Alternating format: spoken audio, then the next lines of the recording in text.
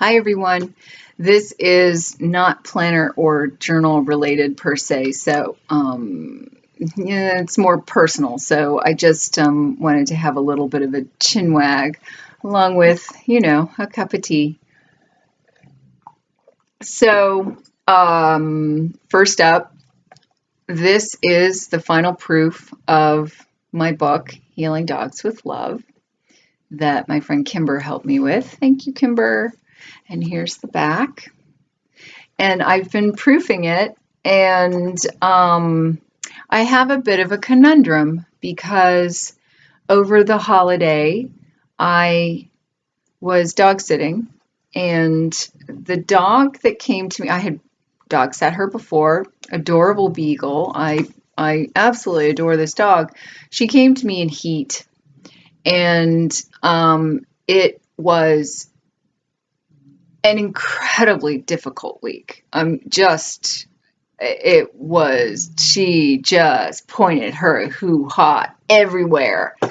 And I mean, I had the hunter dogs breaking out of their kennels and coming up from a mile up the street down. And, my dogs, even though they're fixed, they were all crazy. And then, so it was very, very challenging. And the problem is that it became more than just challenging because my two male dogs, my Beagle boy Buddy, that's not Buddy, that is Baby, goat antelope, there's Buddy. He and my lab mix Reggie started fighting over the dog, over the heat beagle. And I heard them first, and I looked out, and Reggie had Buddy by the neck, and he was trying to do the death shake on him, and then he dragged him under the deck. And I just knew if he dragged him under that deck, that was it for Buddy. He was going to kill him. So I did what everyone says not to do. I crawled under the deck and tried to break up the fight. And unfortunately, they were just rah, rah, rah, rah, at each other. And as I reached in, Buddy, and also Reggie too, because I've got other puncture wounds on my arm, but I had puncture wounds, and it's been 2 weeks exactly from today, so it's healing up.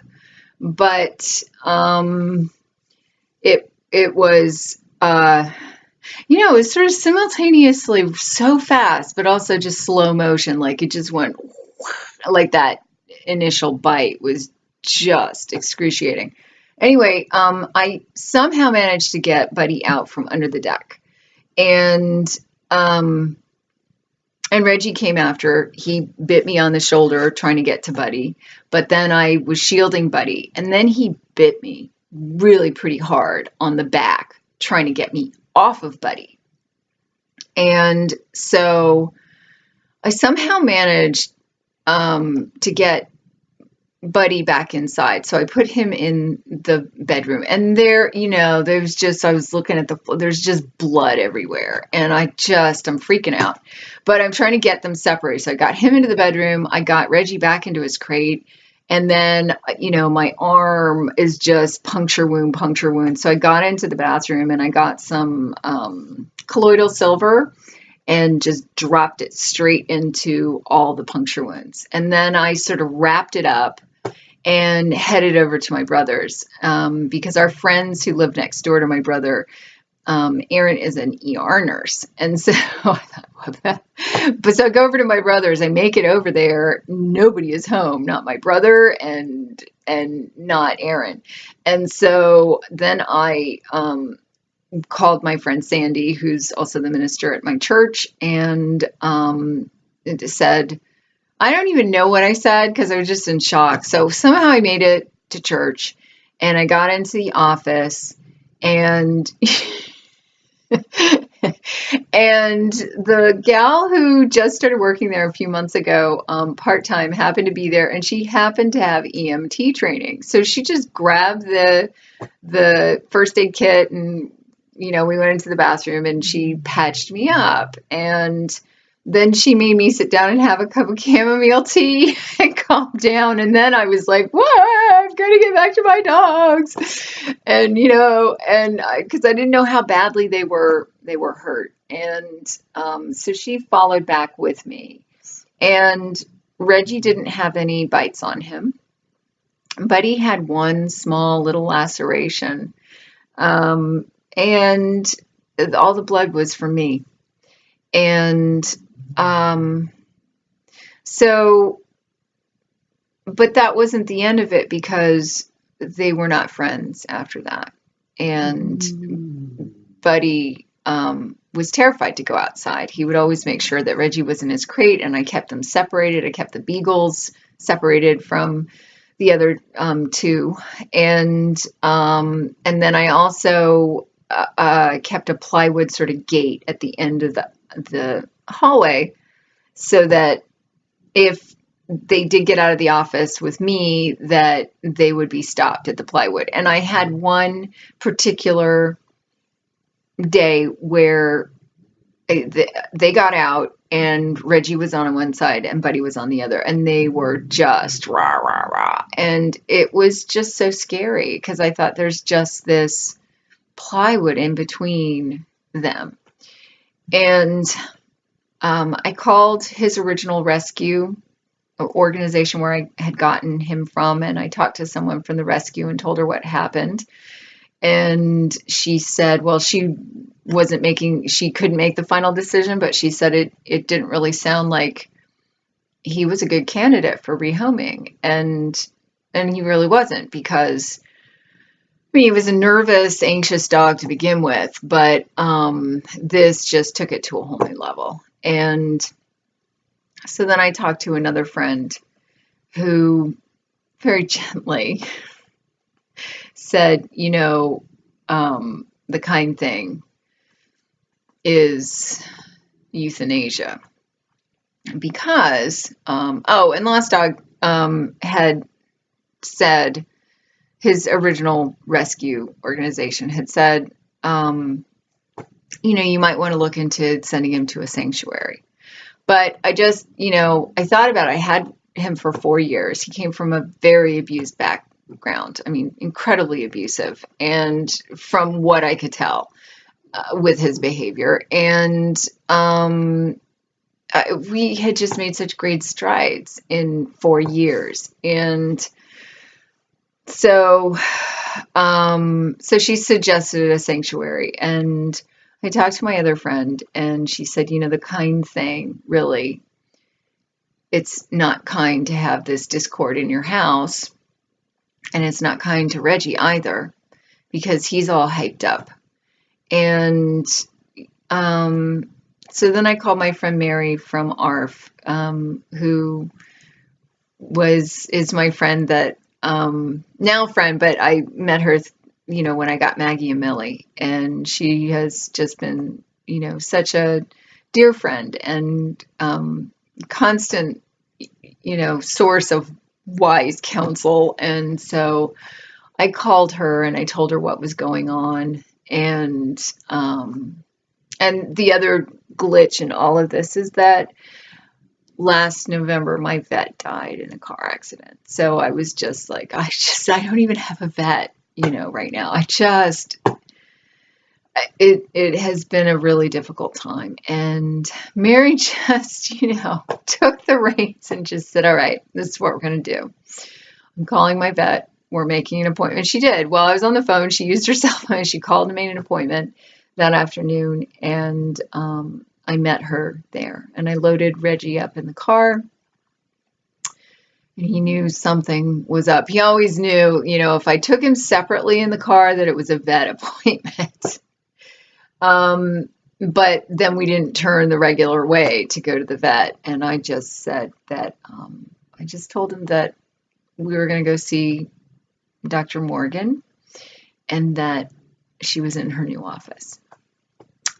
And so that's what I did. I met Mary at the vet, and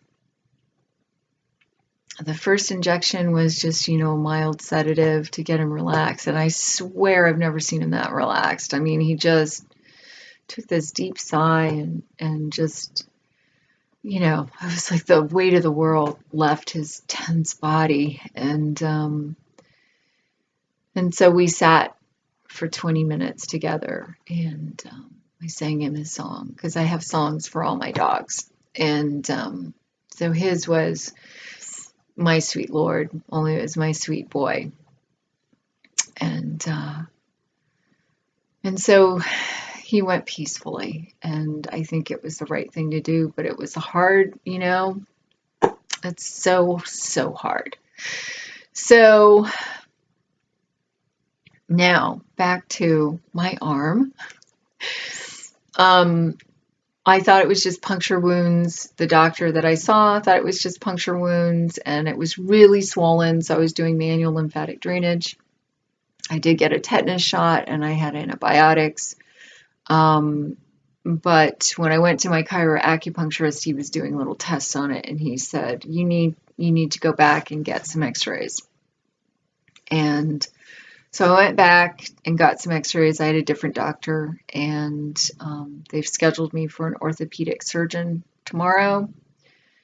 And it looks like I have a fracture and a little piece of bone broken off from the knobby bit. So you can't really, it doesn't look all that bad. You can sort of see some of the puncture wounds, but, and especially in this light, this bit is still swollen and it's really sore, and I can't supinate, I can't pronate with it, I can't do anything with this arm. So I've had 2 weeks of writing with my right hand. I'm getting pretty ambidextrous. I was okay before, but not the best. And yeah, so that's what's going on. And that's why I don't have a stack of journals, because I can't write, and it has been so frustrating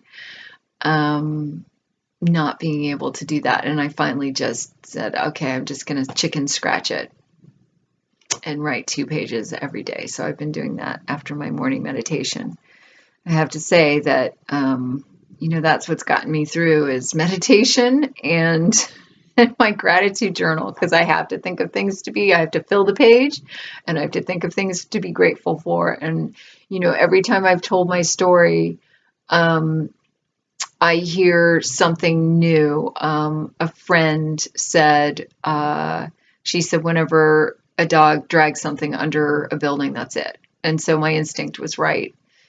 Another doctor said, I was lucky to still have my face. And so the longer I go, the more lucky I feel. And I have to say that,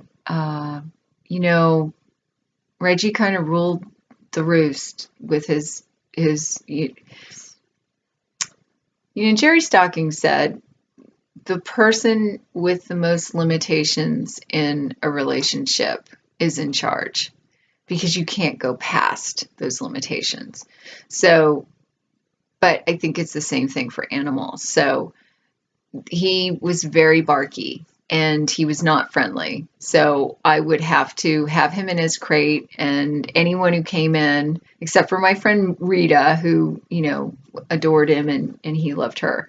I would have to usher them through the living room and bring them all the way back here to my office, which is the smallest room in the house. And it's also at the back of the house, the farthest end. And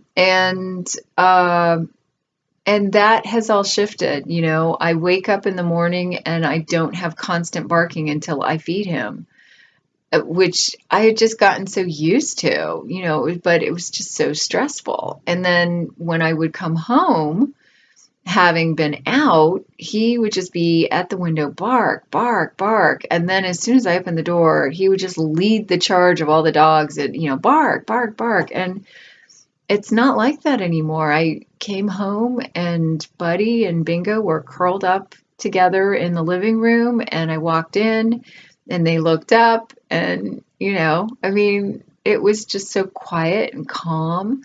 And so I'm kind of getting acclimated. And yeah, if Rita didn't have Clyde, then she would have taken Reggie, I know. But he and Clyde didn't get along.